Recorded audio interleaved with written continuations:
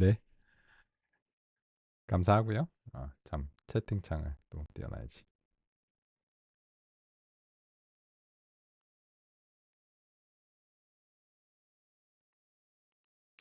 좋습니다. 그러면 이제 또 점심도 먹었으니까 오후 시간 이어서 이제 살펴보겠습니다. 역시나 마찬가지로 오늘은 일단 뭐 큰 이슈가 이제 없는 것 같아요. 제가 이제 웹엑스가 맥의 한영키 변환 이제 방해해가지고 굉장한 이제 방해를 이제 받았는데 뭐 다른 방법을 찾았어요. 다른 방법을 찾았고 어 그리고 또 이제 뭐 요 녹화 소프트웨어랑 뭐 이런 애들이 이제 잘 서로 사이좋게 지낼 수 있는 이제 방법도 대강 찾은 것 같은 느낌적인 느낌이에요. 뭐 보장은 못하지만 그렇고 그래서 오늘의 경우에는 일단 이제 큰 이슈 없이 일단 동영상들이 이제 녹화가 되고 있고 또 이제 매 시간 업로드를 이제 하려고 이제 노력을 하고 있습니다. 그렇고 그래서 오전 시간에 이제 진행했던 내용과 관련해서 역시는 이제 마찬가지로 요 재생 목록에서 아마 이제 확인이 이제 가능하실 거고요. 그렇습니다. 그렇고 만약에 이제 보시면서 동영상 이제 보시면서 논의사항이나 이제 궁금한 점이 이제 나중에 이제 사후에 생긴다 하면은 댓글로 논의 주셔도 이제 되고요. 그죠? 그렇습니다. 그래서 그 이제는 21세기니까 온라인으로도 진행이 가능하고 또 온라인으로 진행된 거를 이제 다시 보기도 가능하고 그죠? 그래서 지금은 뭐 약간 뭐 미국 같은 데서는 뭐 한국도 이제 마찬가지지만 재택근무가 이제 하나의 이제 그냥 정규한 형태로서 이제 자리를 이제 잡았다고 이제 봐야 되잖아요. 물론 그 그게 이제 더 좋으냐 이거는 이제 좀 별개의 문제인 것 같아요. 근데 아마 이제 미국 같은 경우에는 이제 나라가 넓다 보니까 우리로 치자면 이제 서울 대전 정도 급의 거리를 왕복하는 게 통상적인 경우도 이제 있는 것 같아요. 근데 실제 이제 우리나라 같은 경우에도 그 공공기관들이 이제 지방 이전이 되면서 애들 교육 때문에 뭐 이렇게 서울에 이제 집이 있는데 이제 직장은 뭐 대전에서 다니신다든지 이런 경우도 있잖아요. 그죠? 그게 현실이지. 그래서 막 그 평일에는 이제 직장에 이제 계셔야 되니까 그래서 이제 평일에는 이제 뭐 대전이나 이런 지역에 이제 세종시, 대전 이런 데 있다가 어 뭐 가시는 경우도 있고 아니면은 이제 집을 두 개를 하면 돈이 부담스럽잖아요. 그죠? 그럼 두 집 살림해야 되니까 그야말로. 그래서 막 출퇴근 이제 하시는 경우도 이제 있는 걸로 이제 아는데 그러면은 뭐 하루에 거의 4 시간을 기 이동에 이제 사용해야 되니까 엄청난 이제 헌신이라고 이제 생각합니다. 네 그렇고 그렇습니다. 그래서 여러 가지 인제 다른 인제 채널들이 있고 지금 또 아마 인제 새해에 지금처럼 이제 온라인에 참여하시는 경우에는 뭐 만약에 예전 같으면 이제 출장을 오셔야 되잖아요. 서울 이외 이제 지역이시라면 이제 멀케미 서울에 있다 보니까.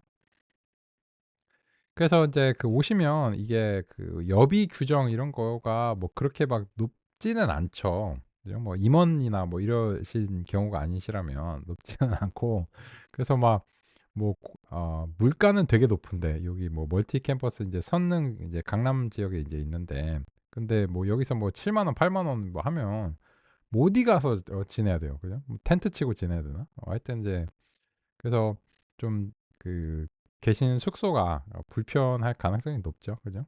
그렇고 그러다 보니까 인제 그런 경우에는 지금처럼 온라인으로 진행하면 아무래도 좀 편리하시겠죠. 그런 측면에서.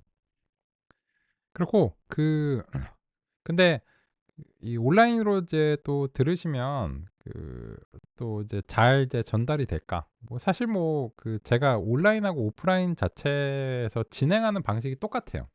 지금처럼 오프라인에서도 이제 전자필기하고 정말 똑같은데 그냥 단 한 가지 차이점은 그냥 우리가 물리적으로 같은 공간에 있다는 거죠. 그리고 인제 인제 작업 실제로 이제 일하시는 그런 어떤 공간에서 좀 벗어나서 인제 새로운 인제 곳으로 이제 가기 때문에 아무래도 사람의 인지라는 게 물리적인 공간하고 연결이 밀접하게 되어 있죠.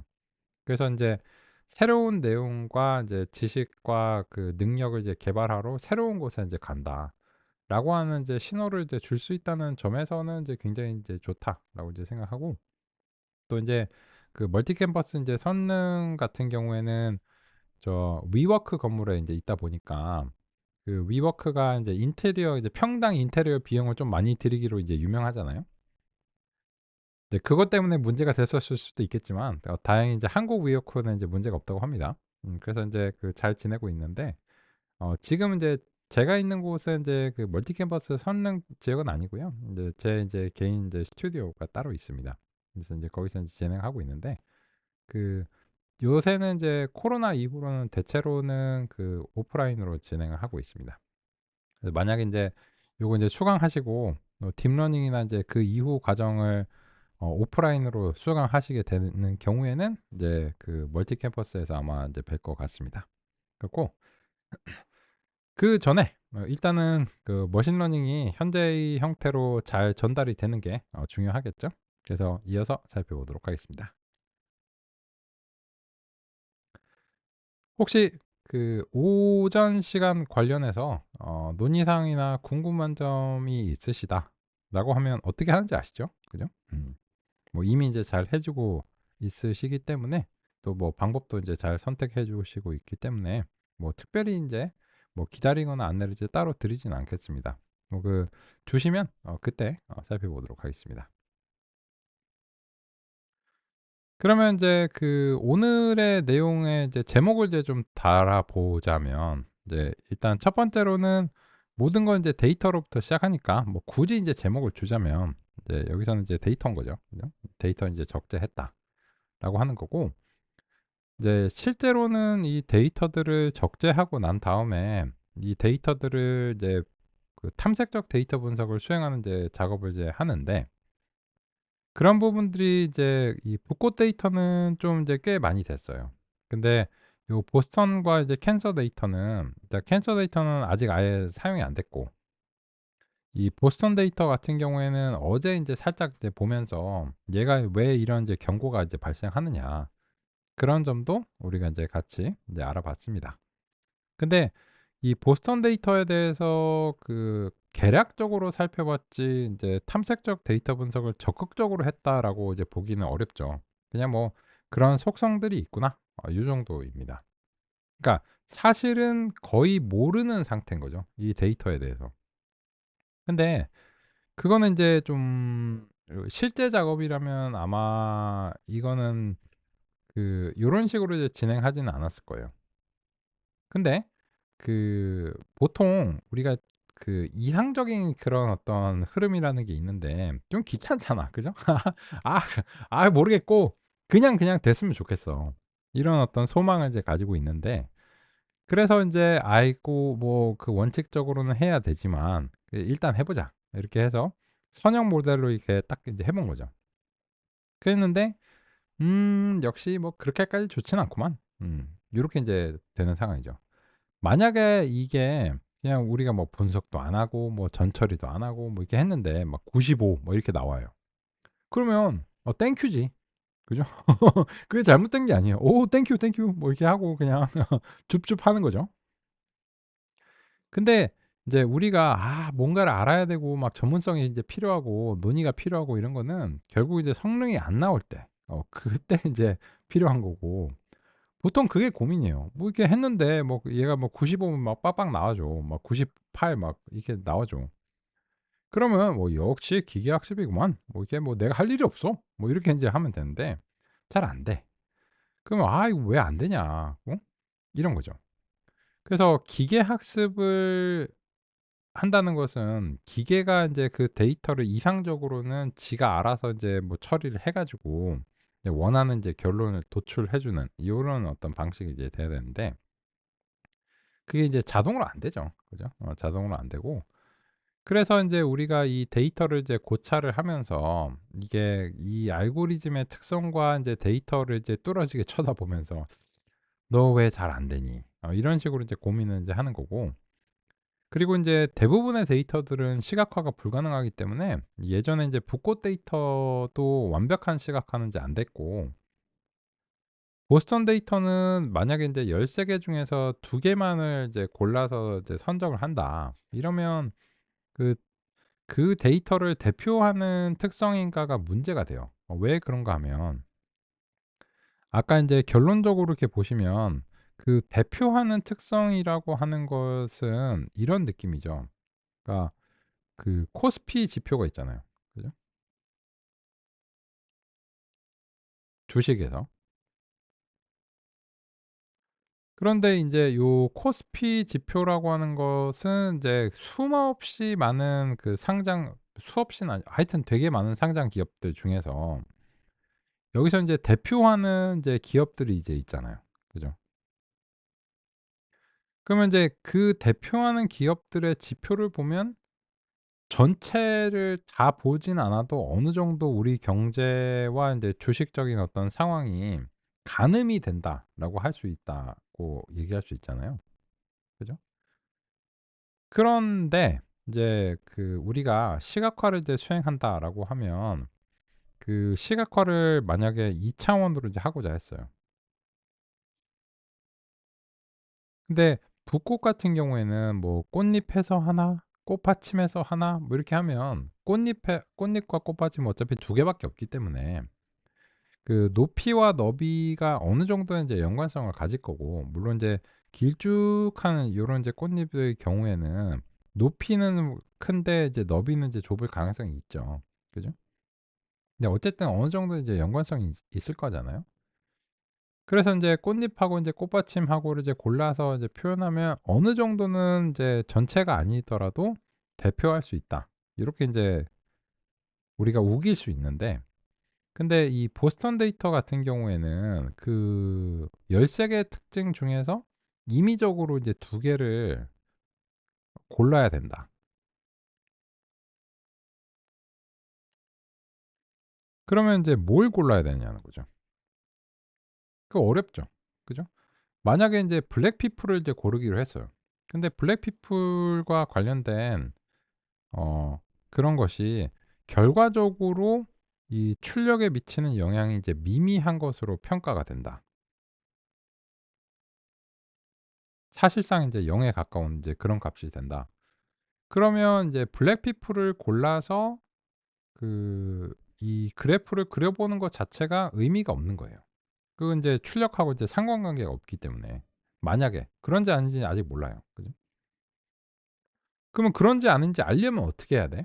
어려운 얘기예요. 어려운 얘기고, 왜냐면 이제 아까 논의 드린 대로 이 가중치의 크기 자체가 그 크다라고 하면은 이제 중요할 가능성이 이제 높은 거죠. 근데 문제는 인제 요 가중치들이 어떤 인제 K랑 뭐 J랑 요렇게 인제 있다라고 하면 이 두 개가 이제 강한 어떤 연관성을 이제 가지고 있어요.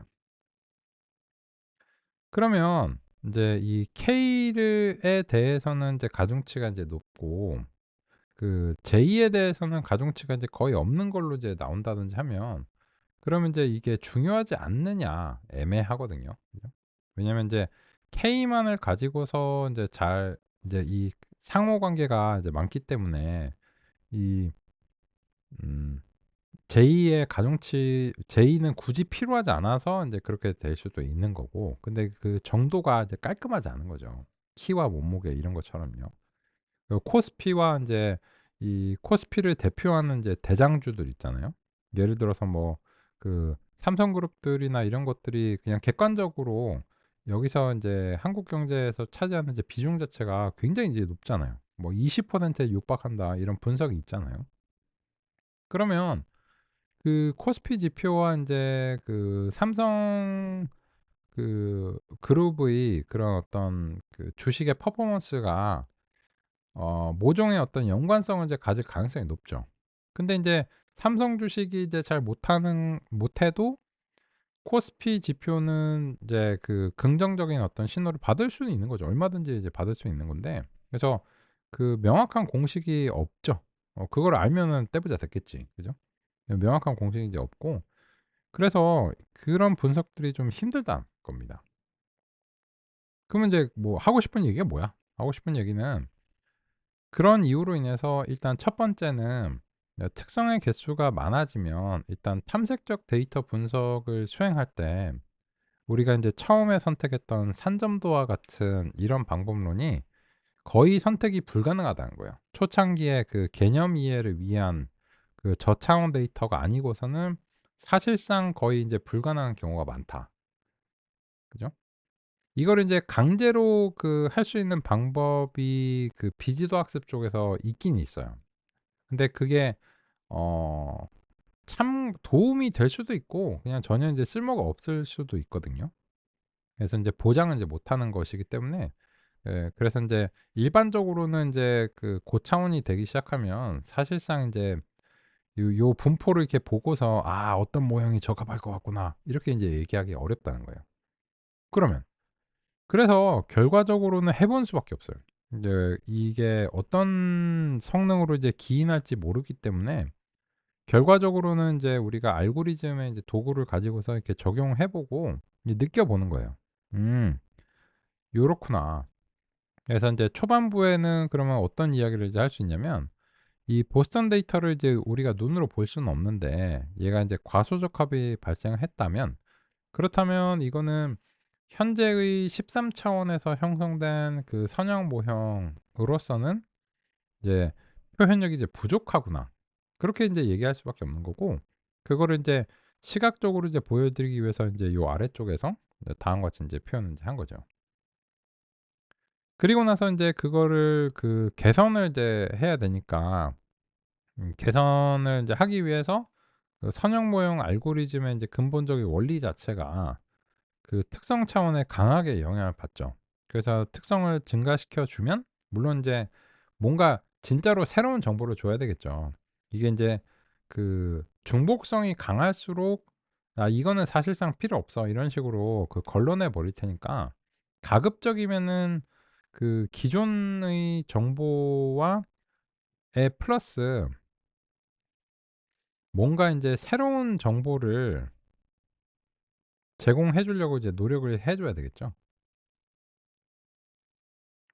근데 인제 그 새로운 정보를 획득하는 방법 자체가 수집을 하는 이제 원칙적인 이제 방향성이 있고, 그리고 인제 이 수집이 어려울 때는 이제 특성 공학적인 방법을 채택할 수밖에 없는 거죠.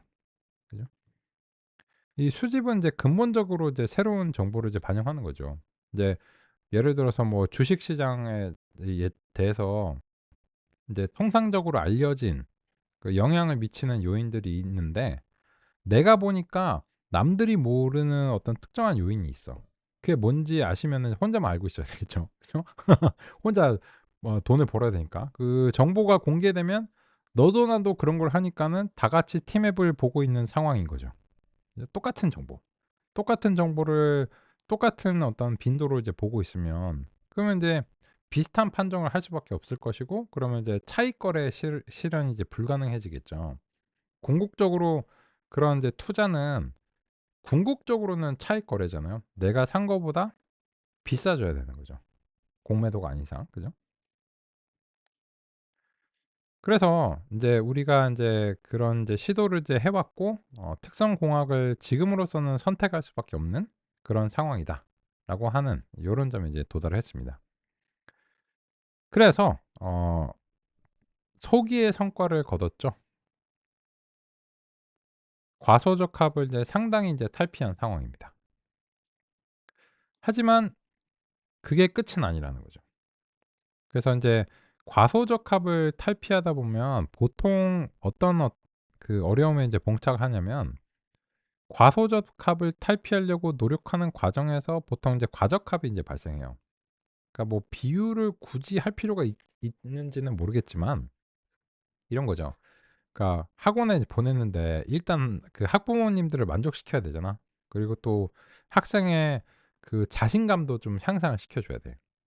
그래서 그 20 년치 뭐 연습 문제나 모의고사를 달달 외우게 하는 거야. "야 이거 일단 외워. 일단 외우고 뭐 원리 뭐 이런 거는 좀 나중에 깨치고 일단 외워. 응? 지금 너의 그 70 점은 그냥 성실함이 문제야. 그 90점 이상은 그거는 인제 좀 소질과 재능과 이제 그야말로 이제 머리 뭐 이런 것들이 이제 필요한데 90점 이하는 그냥 성실함이 필요해." 뭐 이런 식으로 뭐 만약에 이제 얘기를 했다. 그리고 뭐 그게 어느 정도 이제 소기의 성과를 거둔다 하면은 이게 올라가는 거지. "그 봐. 성실하면 일단 올라간다니까 어느 정도까지는." 근데 그 올라는 갔는데 이제 요 이상은 인제 가고 싶죠 당연히. 가고 싶은데 이게 달달 외웠다는 것에 인제 비유를 하는 게 이제 너무 훈련 데이터에 이게 딱 이게 맞추는 거죠. 근데 그러다 보니까 인제 실제로 응용을 하는 시점에서는 이제 외웠던 그런 문제의 패턴에 부합하지 않으면 잘 안 되는 거죠. 그죠? 그러면 이제 여기서 이제 다시 인제 또 치고 올라가려면 어떻게 해야 되냐 이런 점들이 인제 우리의 이제 고민 사항입니다. 그런데 이 모든 것의 원인은 결국은 표현력에 있습니다. 이게 인제 그 모든 것들의 이제 원인인 거예요.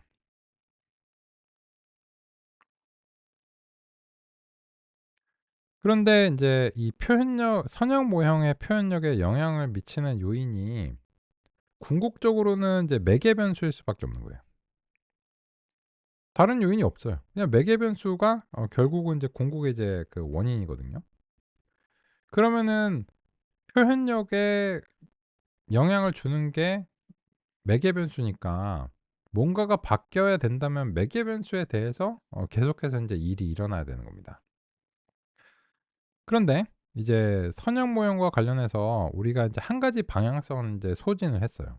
뭐냐면 이 매개 변수의 이제 그 특성을 늘림으로 인해서 결과적으로는 이제 매개 변수의 차원을 증가시키는 이제 그런 방향성을 이제 탐구해 봤는데 거꾸로는 어렵다는 거예요.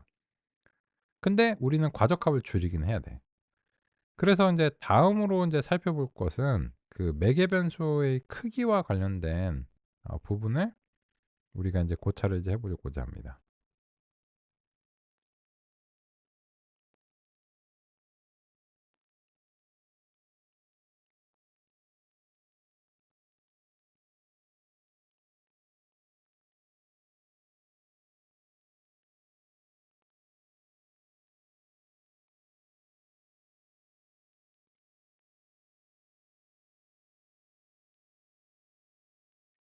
근데 왜? 왜냐면 이런 거예요. 아까 우리가 극단적으로 이제 그 봤을 때 이 가중치가 인제 0이 돼 버리면 사실상 이걸 이제 꺼 버린다라고 이제 말씀을 드렸잖아요. 그러면 인제 그 보통 이제 극단적인 상황을 가정해서 생각을 하면 인제 좀 생각이 편한 경우가 많아요. 수학의 많은 것들도 이제 보통 이제 극단의 경우를 이제 가정해서 문제를 이제 해결하는 경우가 이제 많잖아요. 그러면 지금 같은 경우에 그 x가 인제 임의의 인제 n 차원이죠. 그 n 차원을 어떻게 획득하는가는 지금은 이제 더 이상 인제 논의 사항은 아니고요. 그래서 인제 결과적으로는 인제 가중치도 임의의 인제 n 차원입니다. 그러면 그럼으로 인해서 인제 이 선형 모형은 인제 그 n 차원에 이제 준하는 그런 이제 표현력을 가지고 있겠죠. 잠재적으로는 가질 수 있겠죠. 가진다보다는.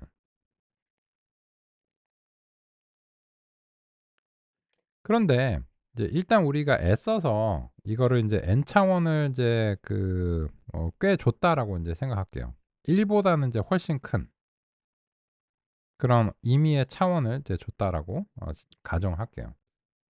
그러면 잠재적으로는 이게 굉장히 복잡한 표현을 만들 수 있는 이제 가능성을 이제 가지고 있습니다.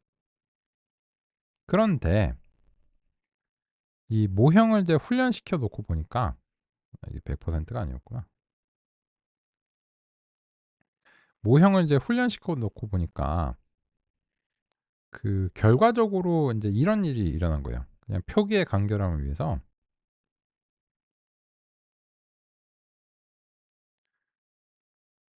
귀찮으니까 요 첫 번째 가중치만 살아남고 나머지 인제 그 두 번째 이후의 가중치들, 첫 번째가 뭐 별로 이제 특별한 건 아닌데 표기를 간결하게 하기 위해서 임의의 k 번째만 살아남고 그 나머지 것들은 인제 다 0이 되어 버렸다, 이렇게 표기하기가 애매해서요. 그냥 그 W1 이렇게 할게요.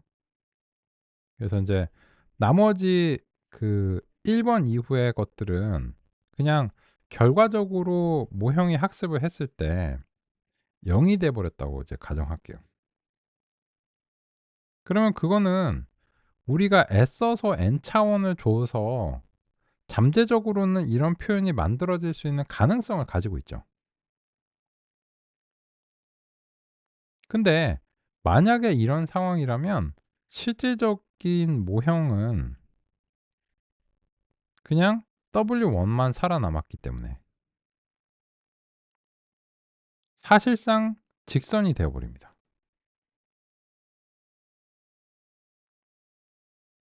그러면 이것은 이제 표현력이 제한적이죠.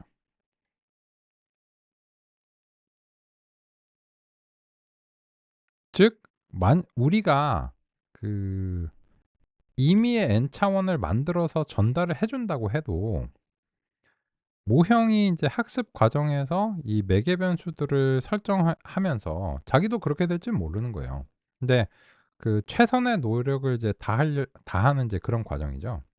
그거를 인제 그 수학적으로 이제 표현하면 이제 손실을 최소화하기 위해서 노력을 하는 거죠. 그러면 이제 손실이라고 하는 것은 결국은 이제 정답과 예측값의 차이를 전체 인제 S개 배치에 대해서 인제 종합을 한 거죠. 그러면 인제 그러한 종합적인 손실,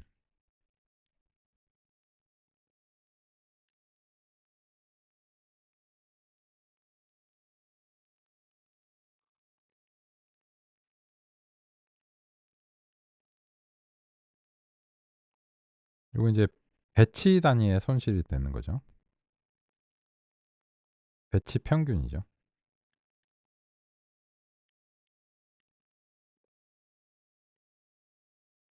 그런 거를 최소화하는 것이 결국은 이제 최적의 매개 변수잖아요. 그러면 인제 그러한 것을 최소화하는 것이 최적의 이제 매개 변수다라고 요렇게 인제 표기를 할 수 있습니다. 그리고 이때 인제 그 세타라고 하는 표기는 지난번에 인제 한번 이제 소개를 드렸는데 뭐 좀 더 정확하게 표기하려고 노력하는 거예요. 왜냐면 이제 W와 B 모두 매개 변수니까, 그리고 인제 그거를 이제 구분해서 표기를 하고 있으니까 그걸 이제 한데 합쳐서 요렇게 인제 하는 거죠. 그리고 인제 이 과정에서 이 모형이라고 하는 것은 이제 선형 모형에서는, 그리고 인제 사실상 신경망과 딥러닝에서는 이제 임의의 함수가 이제 매개 변수로 인해서 결정이 되고 그로 인해서 이제 예측이 이제 발생하는 거니까 요 예측이 바뀌면 손실이 바뀐다는 거죠. 따라서 이런 이제 관계를 살펴보면 이 손실을 구할 때는 실질적으로는 정답과 예측값을 받기는 하지만 결과적으로 이제 변수적 관계에서 보면 이 손실은 매개 변수의 함수라고 결과적으로는 봐야죠. 간접적으로 연결이 되어 있긴 한데요. 왜냐면 인제 학습 과정에서 정답이 바뀐다든지 그렇지는 않거든요. 혹은 이제 입력이 바뀐다든지 그런 건 안 되겠죠. 그래서 결국 학습이라고 하는 것은 매개 변수를 이제 변화해 가면서 예측이 정답에 가까워지는지를 이제 보고자 하는 이런 점이 있기 때문에 결론적으로는 네, 손실은 사실상 매개 변수의 이제 함수다. 요렇게 인제 얘기를 할 수가, 서술을 할 수가 있는 거죠. 그러면 그렇다면 인제 역시나 마찬가지로 이 손실과 이제 밀접하게 연관이 있는 것은 모형의 이제 표현력이기 때문에 그냥 C로 인제 쓰기로 했죠. 그 모형의 표현력이라는 것도 결국은 매개 변수의 이제 함수인 거예요. 그죠? 그래서 인제 더 복잡한 이제 표현을 가지고서 손실을 이제 줄이기 위해서 노력을 하는 거죠. 그런데 우리가 인제 이미 N개를 줘서 그 아주 복잡한 표현이 될 수 있는 이제 가능성의 범위를 이제 주기는 했는데 결과적으로 모형이 열심히 주셨는데 사실 요 첫 번째 속성 이외에는 별로 쓸모가 없네요.'라고 하는 이제 그런 결론에 이제 도달하면 실질적으로는 그냥 직선으로서 이제 이 문제를 이제 해결하려고 이제 노력한다는 것입니다. 근데 지금 그 얘기를 왜 하는 건가?'라고 하면 이 만약에 그 인제 두 번째 인제 경우를 이제 가정해 볼게요.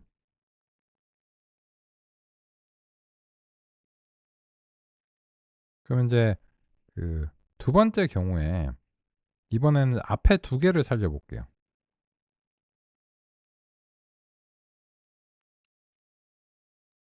이렇게 두 개가 인제 살아남았어요. 그리고 세 번째 이후로는 다 인제 빵 돼 버렸어요.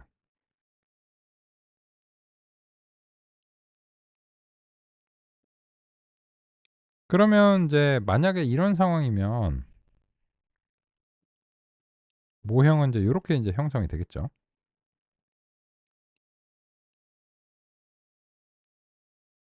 그리고 이것이 이제 평면이 될 것인가 아니면은 포물선이 될 것인가는 x와 y x1과 x2의 관계에 따라서 달라지겠죠. 그죠? 근데 뭐라고 말은 해야 되니까 이제 x1하고 x2가 직교적이고 따라서 독립적이다라고 이제 가정을 하면 그때는 평면이 되겠죠. 이 평면상의 어딘가에서 그 y1이 인제 결정이 되겠죠. y가 예측이 인제 되겠죠. 근데 만약에 x2가 x1의 인제 제곱이다라고 하는 이제 강한 연관성을 가지고 있으면 이거는 직교적으로 이제 볼 수가 없는 거고, 그래서 그런 경우에는 이제 이 모형은 요런 이제 포물선의 형태로서 표현을 하는 것이 바람직하겠죠. x1을 x축으로 해서요. 그죠? 그런데 그러면 이렇게 인제 볼게요. 이 W1하고 인제 같은 데이터인데 서로 다른 어떤 결론에 인제 이르렀다고 하고 우리가 강제적으로 이렇게 마스킹을 해 가지고 요렇게 인제 줬다고 하면, 그러면 결과적으로 인제 첫 번째 모형 Y1하고 두 번째 모형 이제 Y2가 인제 있는데, 결과적으로 봤을 때 첫 번째 모형의 표현력,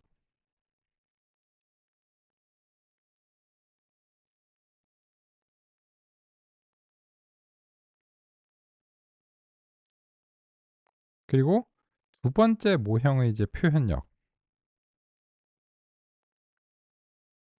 이제 관점으로 우리가 생각을 해 보면 두 번째 모형의 표현력은 첫 번째 모형의 표현력보다 표현력이 큽니다. 왜냐하면 직선보다도 더 복잡한 평면이나 혹은 이제 경우에 따라서는 이제 포물선으로 표현이 될 수 있으니까 직선에 비해서 더 복잡한 패턴을 상대할 수 있는 잠재력이 있는 거죠.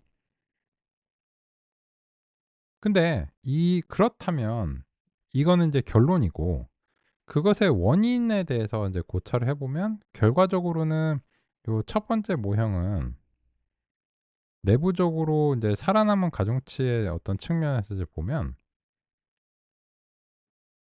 요 경우에는 인제 W1만 인제 살아남은 거고, 이 경우에는 그 원인이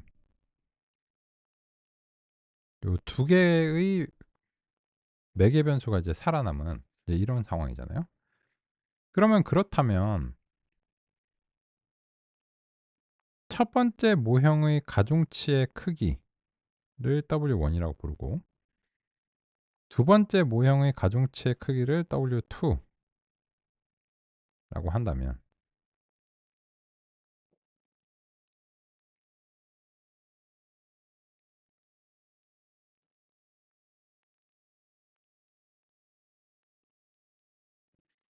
그러면 그냥 간단한 산수로 이제 봐도 요런 관계 있죠.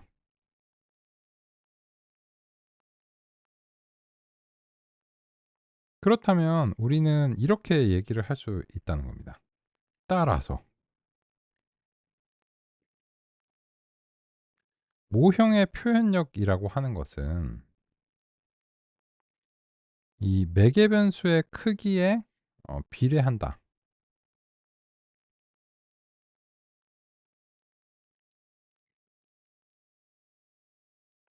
이런 식의 어떤 통찰을 내릴 수 있다는 겁니다. 이제 만약 그렇다면 우리가 표현력에 대한 어떤 조정이 필요할 때 이 가중치의 크기, 가중치에 이제 영향을 줌으로 인해서 표현력을 이제 조정할 수 있는데, 근데 이게 두 가지 방향성이 있다는 거예요. 그 차원의 수 자체가 당연하게도 영향을 줍니다. 그죠? 그래서 인제 그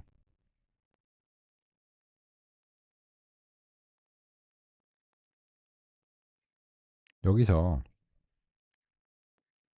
차원의 수가 인제 n에서 m으로 이제 증가한다.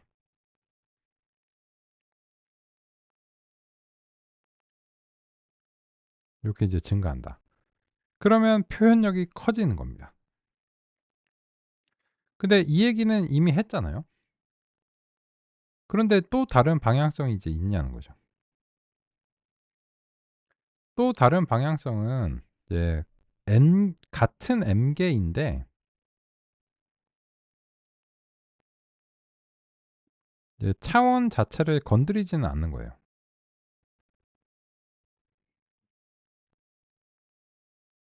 그래서 이거는 그 '차원 자체를 건드리지 않는다.'라는 느낌으로, 이제 이거 오타 아닙니다. 이제 같은 차원을 가지고 있지만 요 그 각각의 원소들 자체가 작은 값을 갖는 경우, 그러면 인제 이 요 각각의 값들이 결국 인제 커지는 이유가 개수가 많으면 보통 잠재적으로 이 값이 커질 가능성이 이제 높아지죠.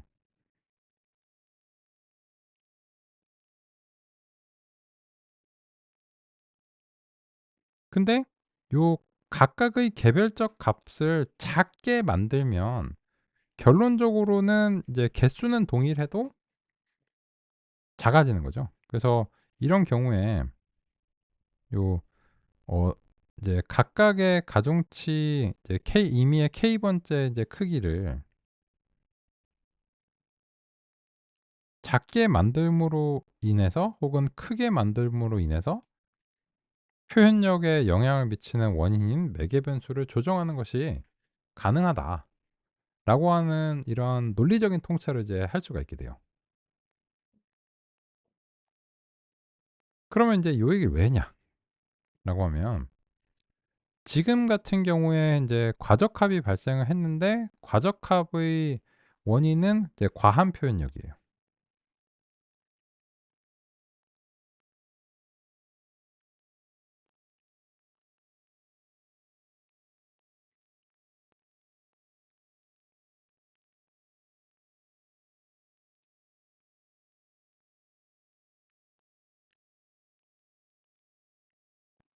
우리가 원하는 것은 그 어딘가에 핏한 곳을 이제 원해요. 이거는 이제 결론이고, 근데 이 언더가 발생하는 거는 이제 작은 표현력, 상대적으로. 오버가 발생하는 것은 과한 표현력. 핏은 그 어딘가에 적당한 수준의 이제 표현력인 거죠. 그런데 이제 지금은 이 깃발 자체가 여기에 인제 꽂혀 있는 거죠. 오버 쪽에 쏠려서. 우리는 인제 요쪽으로 이제 움직이고 싶으니까, 따라서 인제 지금 C3의 어떤 곳에 가까운 그런 표현력을 쪼금 끌어내려 줘야 되는 겁니다. 근데 그러기 위해서 우리가 이걸 어떻게 인제 통제할 수 있는가라고 하는 그런 요인을 살펴보니까 이 표현력이라고 하는 것은 결국은 그 모형으로부터 인제 오는 것이기 때문에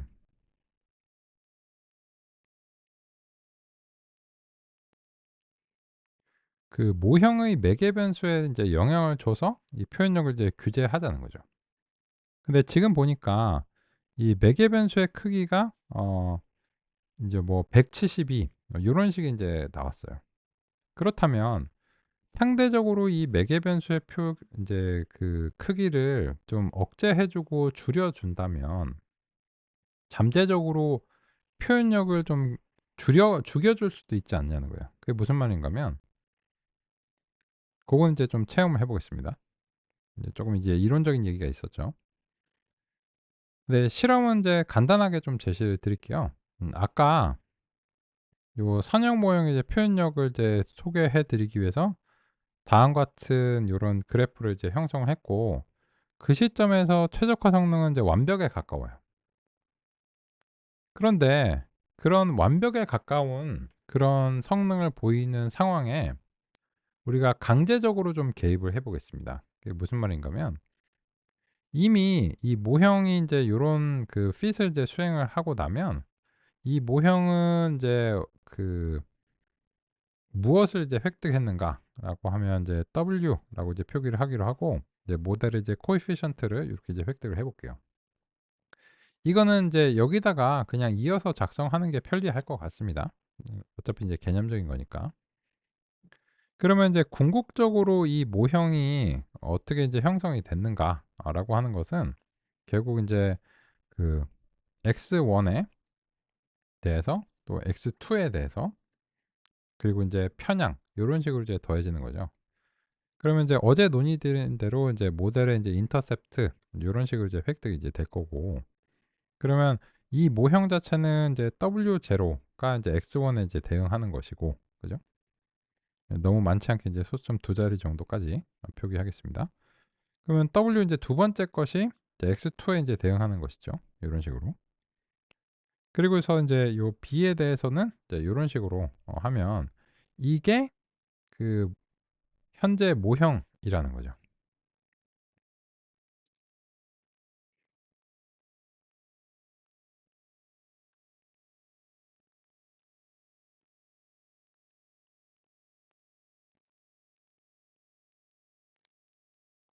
그죠?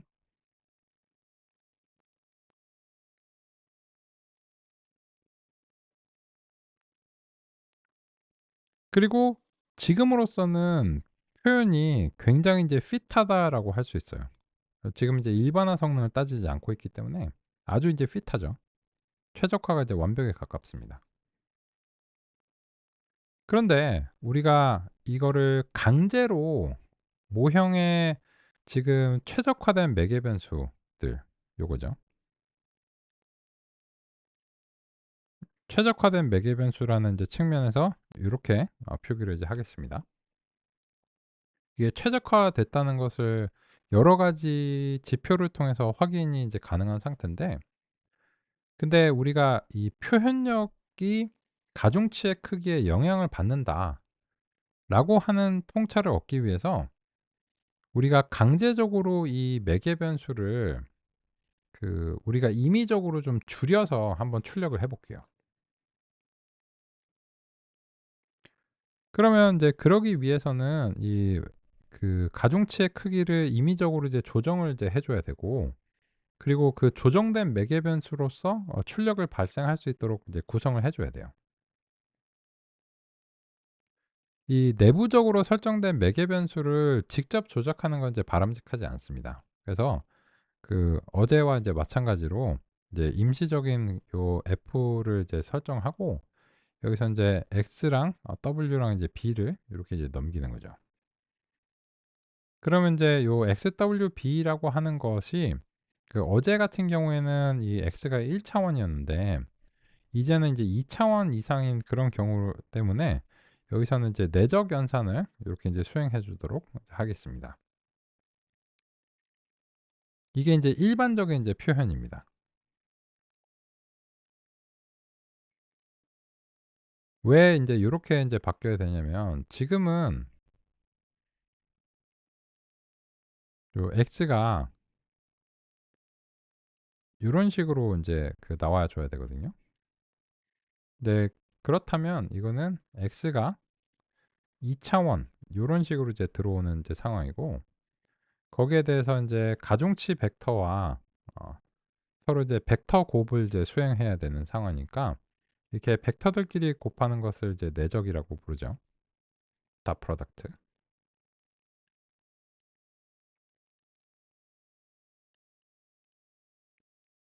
그리고 이제 편향이 요렇게 인제 더해지는 겁니다. 그래서 지금은 어제와는 다르게 x가 인제 2 차원이니까 여기에 대해서 인제 내적 연산을 이제 수행해서 이제 다음과 같이 이제 모형의 출력을 이제 발생하도록 요렇게 인제 구성을 이제 해 주겠습니다. 그러면 이제 우리는 요 x를 이제 전달을 해 주고 이제 w와 b를 전달을 해 주는데, 이 w와 b를 이 최적의 매개 변수를 근거로 하되 그 크기를 우리가 임의적으로 줄이는 그런 방향으로 시각화를 이제 해 보려고 합니다. 그러면 이때가 인제 완벽한 인제 경우죠. 근데 이제 상대적으로 우리가 인제 플러스를 인제 수행하는데, 이번에 인제 F에다가 x2를 이제 넘기고요. W랑 이제 B를 이제 넘기고 싶어요. B를 이렇게 넘기는데, 그러면 일단은 요렇게 해서 이제 먼저 한번 해 보면, 요렇게 하면은 요 첫 번째 거랑 이 두 번째 그래프가 완벽하게 겹쳐야 됩니다. 그죠? 이게 인제 그 블랙에 대해서는 이제 뭐 옐로우로 해 볼까요? 옐로우. 요렇게 하면 지금 요 먼저는 이제 이 내적 연산이 실제로 우리 선형 모형의 프리딕트 내부에서 일어나는 연산과 동일하다라고 하는 것을 이제 먼저 확인을 했습니다. 그래서 지금 이제 시각적으로 보시게 되면 그 빨간색의 점선 위에 그 까만색의 실제 선형 회귀의 예측이 그려졌는데, 그 위 까만색 위에 노란색 선이 이렇게 그 그려진 거예요. 거의 완벽하게 일치하죠. 따라서 이 현재 공식이 모델 프리딕트 내부에서 일어나는 그런 것을 제대로 구현을 한 것이다라고 하는 것을 우리가 먼저 확인할 수 있어요. 즉 그 우리가 좋아하는 어설트문 이제 스타일로 하면,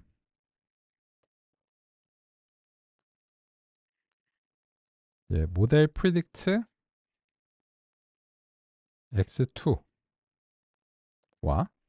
fx2wb는 이제 같다라고 하는 점을 이제 어설트문으로 확인하는 것도 이제 가능해요. 시각적인 확인도 가능하고. 그죠? 그러면 이제 이걸 통해서 '이 공식이 제대로 구현이 된 것이다.'라고 하는 것을 우리가 확실하니까 이제 여기에 대한 이제 조작을 이제 수행을 해 보죠.